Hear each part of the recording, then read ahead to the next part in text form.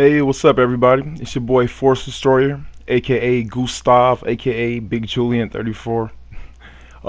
Today I'm going to be bringing you an unbiased, fully detailed game comparison between Elder Scrolls Online and DC Universe Online. I'm going to be giving you some pros and cons for both of them, and then my personal opinions between them, and then you can add in your own preference and add them in comment section below. I just hope this to clarify and give you a detailed, a very descriptive comparison between the two. So, me being a former leader on DCUO, the largest league on the villain side, a lot of people was asking me, yo, is ESO better? Because I'm spending most of my playing time on there rather than on DCUO.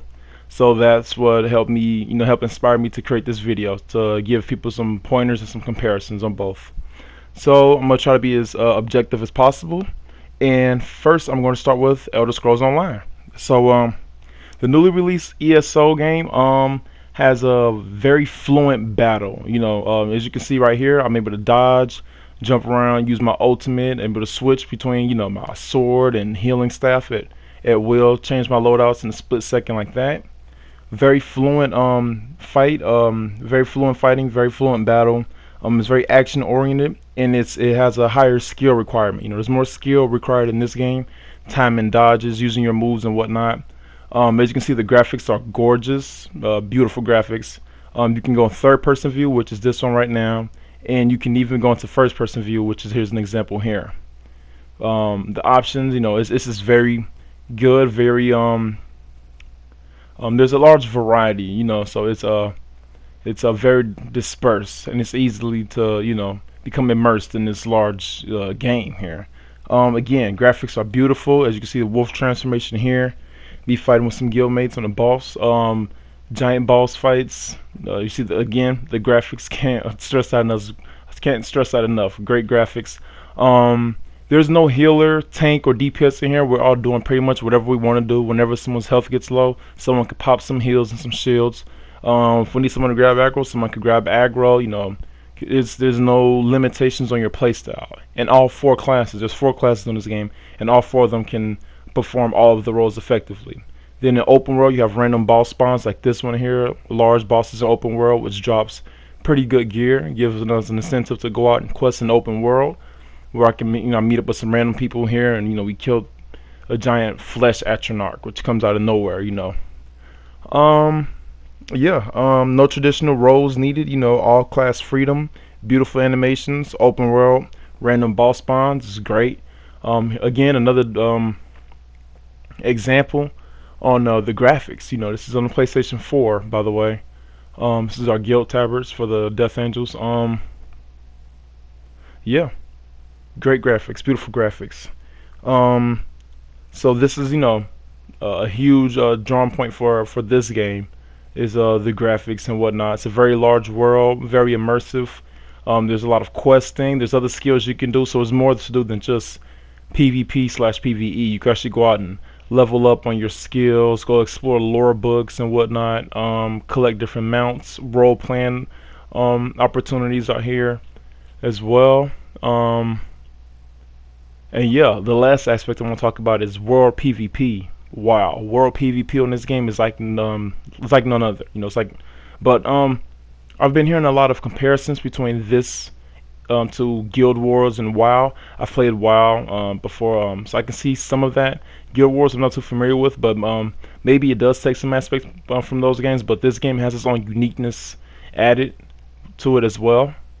So World PvP is very fun. You get to get siege equipments like these, trebuchets or catapults, ballistas, and get to get battle rams to knock down the keep walls and doors. So very, very good in World PvP. You can do whatever you want. You could be a rogue, you can go around solo, hiding, killing people. You can go around in groups or armies versus armies. So hundreds and hundreds of people on the same screen fighting with no lag. No lag was the big thing. Now in DCUO, the flip side, large scale PvP, there's a lot of lag. As you can see, it's a lot more choppier and laggy here. Not much of an incentive for World PvP. Can't really level up in World PvP or get good gear and stuff like that. PvP and PvE gear is a huge bias because the PvE gear always surpasses the PvP gear. So PvP is sort of broken in this game, but it does shine in its elements as well, as we'll get to those later on in the video. But as you can see, this is World PvP on DCUO versus how it was on ESO. A lot smoother run on there. Well, here it's just you see a bunch of little bursts here and choppiness and whatnot. But again, not really a World PvP game or a PvP game as much anymore. So it pales in comparison to the World PvP on ESO. And now for fighting, you see it's pretty stationary fighting.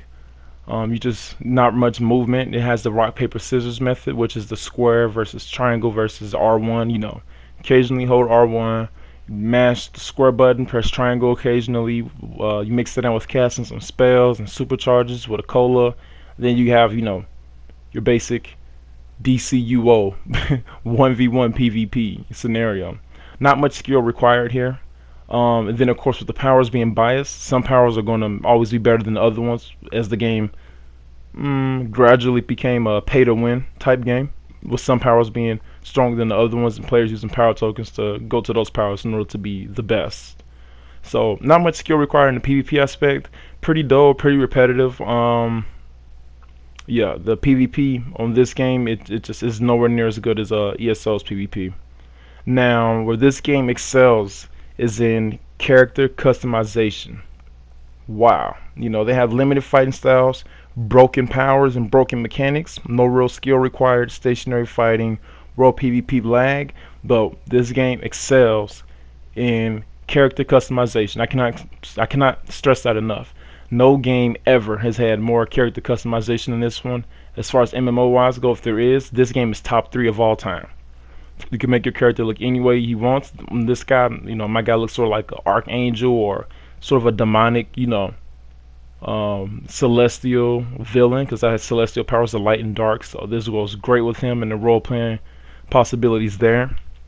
Yeah, it looks great. As you can see, the graphics don't compare to ESO's graphics, but still pretty decent graphics. But the customization, and here's another example here. We have more customizations. You could literally make your character look almost any way you want him to look. Almost. There's a lot of his more space looking, space suits and whatnot. Not much medieval gear or like samurai gear or stuff like that, what some people was asking for. Not a lot of cloth armor, but it has a pretty wide variety of selections to choose from to change a person's styles. And the ability to make some styles, show as none is another great aspect as well. So customization is great. It's one of the best. Again, customization again. This is an example of a league hall. This is our old league hall. You can have the choice to get a league hall and put it on the moon or in the ocean. You can customize it, and you can change the color, add couches, add TVs, statues, whatever you want to put in there, and really customize it to make your own. Now in Elder Scrolls Online, you can capture keeps in fortresses and mines and lumber mills. But I think basically you just get your own faction's guards there to defend it with your flag there as well. You can't really customize it or edit it or change it to make it unique. So this is another aspect in which DC excels in, So another one. The last thing, but one of the biggest things, is it promotes more competitiveness here. Why? Because you have same faction dueling. You have same faction dueling, as well as sort of a automatic recount system. You get to have the charts to see who's doing the most DPS, who's doing the most power out as far as trolling goes. This game has had the troll role instituted in it. So who's doing the most healing? So it can damage the community by being too competitive and have people start trash talking, and some others feeling underwhelmed. But for the most part, it promotes a competitive atmosphere. The same faction dueling, and you can bond over that. And you can see who's better in PvP and whatnot. Where Elder Scrolls they have yet to incorporate that. I'm pretty sure they will, because every good MMO has to have a dueling option there where you can fight against your friends to see who's better and whatnot. Try some things out versus having to go out and find an enemy where one of you guys are going to be killed in order to, you know, fight another player. So this game has dueling in it, which is fun. It adds a competitive atmosphere. So that's where it, you know, excels in that area over ESO as well. So both games has their pros and cons to it. I like ESO a little better. This is just my personal opinion because this is new, it's fresh, and the fact that it gives us more freedom, class freedom. I don't have to make 3 or 4 different characters to fulfill roles that are scarce in the game now because of, you know, bias and stuff. So I don't have to go waiting hours to find tanks and healers. I could just grab my resto staff or sword and shield or whatever and perform whatever role necessary to do the dungeon. So yeah, those are me being as objective as possible. Those are the pros and cons of both DCUO versus ESO. And pros to them both, they're MMOs. You get to be unique. You know, role playing in there is great. Both of them have some decent PvP aspects to it. And PvE aspect, pretty fun. Minus the limitations on DCUO with you know, the roles. And the cons to them both, maintenance and repairs and the people who do the updates for both of these games suck. Alright, since like DCUO pretty much gets worse with every update it comes up with, they'll fix something and break something else, or update a powers and they make it too OP and everyone uses power tokens to switch to it, so they get money and then the game is broken again. New PvE armor come out and make it better than PvP armor and PvP. And then ESO, you know, they're doing pretty good on the Xbox One. Not making a great impression for the PS4, a great first impression, but you know, the first update, you know, being just a bunch of fixes, nothing really new added to the game, and it's a 15 gigabyte download. We're off PS4 servers for a whole day, pretty much downloading that, you know. So maintenance is pretty bad on ESO as well. So both the games, you know, have pretty bad maintenance and update schedulings, and they're both pretty bad on getting those done in a timely manner and being as convenient as possible for the paying customer. But other than that, yeah, those are some pros and cons for both of the games. I hope this helps, you know, helps guide you or better informs you in order to make a well-rounded, well-informed decision on which game you would want to choose to spend most of your playing time and or money into. You know, both game has its moments where it's, you know, it's just is awesome. Both of them have their flaws. You know, no dueling on ESO, and no charts to see who's doing the best DPS. Also, no global chat on ESO as well. No trade chat, LFG chat, or whatnot. Not that I've seen thus far.